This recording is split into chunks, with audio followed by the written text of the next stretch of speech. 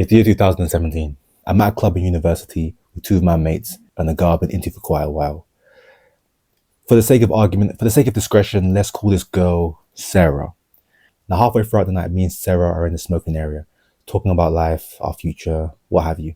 So 2 shots of tequila down my throat, I think to myself, fuck it, let me tell her how I feel. And surprise, surprise, she rejects me. And she says to me that she sees me as a best friend. She then tells me that she actually wants to start dating within a Sri Lankan culture so that she can get married soon. Now, I was pissed, but I thought to myself, fuck it, I understand. You want to get married? She then asked me if we could remain friends, to which I thought, yeah, sure, why not? Now, I was a bit heartbroken, but I thought, yeah, this is life. Yeah, move on.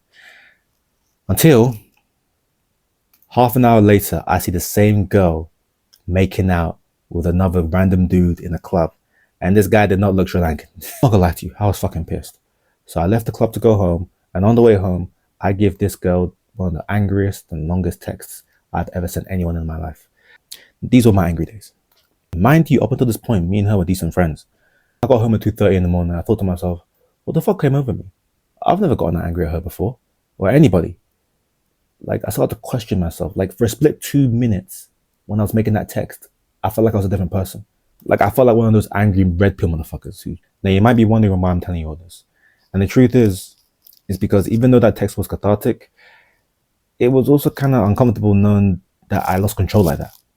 Like, for a split second, I didn't have control over my actions. I felt like a king that just lost control of its horse while it starts galloping left and right against my will. I don't want that. I want control of my actions on a regular basis, even if I'm in a stressful, emotional situation. So after doing some online research and reading some books, I stumbled upon this concept called the shadow.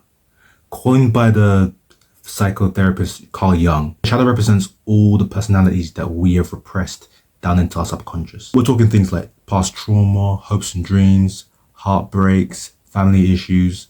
It's a bit like in the movie Fight Club, when we find out that Tyler Durden is actually the manifestation of the repressed parts of the main character's masculine identity. Now, this might sound silly, but my theory is that when I made that text to Sarah, my shadow took over. So since that day, I vowed to be more introspective of my thoughts and actions so that I can have a better control of my inner self. So in this video, I'm going to give you 3 steps that I've learned to garner this control. Step number 1, exception. Now, this is going to sound cliche, but the first step to solving a problem is realizing that there is one. You need to accept the notion that there are repressed emotions deep inside of you that haven't been released. And I'm not going to lie to you, it can be quite difficult to realize that you have a problem.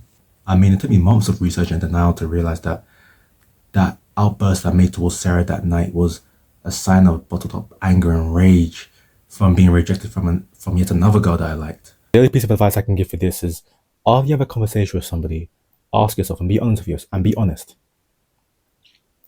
Were you your true self when you were talking to that person? Were you expressing your true thoughts, your feelings, your opinions? If you don't, maybe you have the same problem as I did. I mean, hell, even with Sarah, man, when she asked me if I wanted to stay friends with her, I said yes, but deep down I was like, hell no. So that's my recommendation for you guys. If you begin to realize a lot of cognitive dissonance in your speech when you talk to people, and you're willing to admit it, then you're ready for the next step. Step 2, confrontation. You need to encounter the beast within you, the inner self. And to do this, you have to adopt 2 techniques. First one is meditation. Think of your brain like a CPU hardware, the mind like a software application full of multiple algorithms formed from previous emotional experiences. For those who don't know, an algorithm is basically a set of instructions used to complete a task. It's like on Instagram when I make a post on my story, the algorithm in that software is programmed for it to send that story to all my other friends to see. A lot of these algorithm chains formed in my head are beneficial, but some of them aren't. The ability for my hand to touch a flame and to attract because it's too hot is a useful algorithm change. But my reluctancy to stay friends with a girl who I don't want to remain friends with is not. Now here's where meditation comes in. Meditation is the art of clearing the mind to give one serenity and a calm mood. And it does this by putting transient gaps in the algorithm chains in my mind. In other words, it helps me pay attention to the deep thoughts that are going inside my head. This is very useful because it gives me the chance to actually question the already placed thoughts in my head. It makes me ask questions like, do I really believe that? Or was that person right? It's almost like a traffic officer stopping a trail of cars and then questioning when to let those cars resume driving. Now to meditate, first you have to sit down with your spine erect. Close your eyes, start breathing in and out, and then you focus on the breathing. When you notice your mind wander into a different thought, other than breathing, put your mind focus back into breathing. Do this for about 10 minutes a day, and take notes of the deep thoughts you notice when your mind starts to wander. The next technique is journaling. Journaling is very similar to meditating, but I say it's a step up. While meditating is about noticing the deep thought patterns, journaling is about analyzing them. Imagine your subconscious is like a client receiving therapy for the first time. What questions would you ask it? What I recommend is that you get an A5 journal and you start writing down the questions you want to ask yourself, and you answer in full detail. I remember after that night with Sarah, I know for me after that night, I was asking questions like, why did I feel this way? Why did I take it so badly? When you delve deep into answering your questions, you'll start to discover the root causes and the root reasons into why you undergo the actions you do subconsciously on a regular basis. So there you have it for confrontation, meditation and journaling. And step 3, integration. This involves assimilating parts of your shadow into your conscious psyche without being taken over by it. To give you an example, look at my situation at the club. My inner self, when she asked me to be friends, my inner self was like, hell no. Because the thought of being in a friend zone is embarrassing. But my conscious nice guy self was like, okay, let me stay friends with her because maybe we'll get together one day.